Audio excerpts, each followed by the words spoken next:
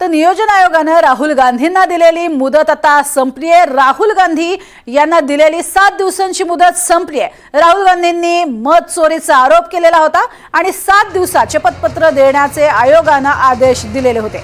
शपथपत्र सादर करा किंवा माफी मागा असं निवडणूक आयोगानं म्हटलं होतं। यापूर्वीच आपण पाहिलेलं होतं, मोठं आंदोलनही यामध्ये छेडण्यात आलेलं होतं आणि कशा पद्धतीनं मत चोरी होती असं म्हणत निवडणूक आयोगावर ताशेरे ओढले होते आणि आज याची मुदत संपते। अधिक माहिती घेऊयात रामराजे शिंदे यांच्याकडनं। रामराजे, काय अधिक माहिती?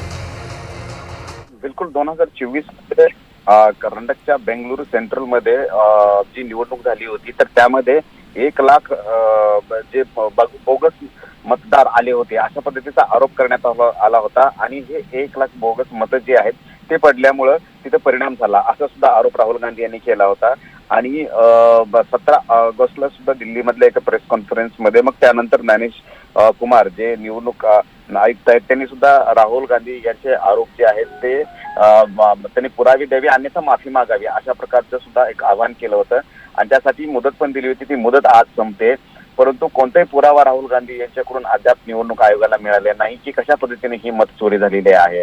राहुल गांधी यांनी हा पण आरोप केला होता की लोकशाही आणि लोकतंत्र जे आहे तर त्या संदर्भामध्ये पूर्ण पायदळी तुडवण्याचं काम निवडणूक आयोगाने केलेलं आहे। तर हे जे आरोप होते ते गंभीर आरोप होते, म्हणूनच निवडणूक आयोगाने गंभीरपणे हे आरोप घेतलेले आहेत आणि आता जी मुदत दिली होती ती संपलेली आहे। त्यामुळे माफी मागण्याची एक संधी दिली होती। आता जर माफी मागितली नसेल राहुल गांधी यांनी तर मग निवडणूक आयोगाच्या समोर पुढचे कोणते पर्याय आहेत हे सुद्धा पाहावं लागणार आहेत। सुप्रीम कोर्टामध्ये निवडणूक आयोग जाणार का राहुल गांधीच्या आरोपाच्या विरोधामध्ये हे सुद्धा पाहावं लागणार आहे।